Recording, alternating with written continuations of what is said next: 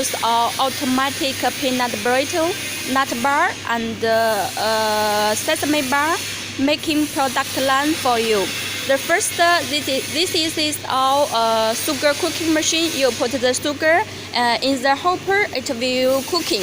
After cooking, we need to put the cooked sugar into mixer machine.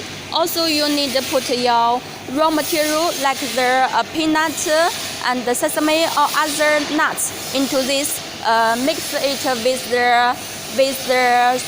the sugar. Then after the raw material is prepared well, it will out and like this go to the conveyor. The belt will convey the raw material into the automatic machine. Okay, this is the hopper of the automatic peanut burrito nut bar machine. Here from the belt into the hopper directly. Then go to and this machine will press it and here press it and cooling automatically. This is the fan for the fan cooling.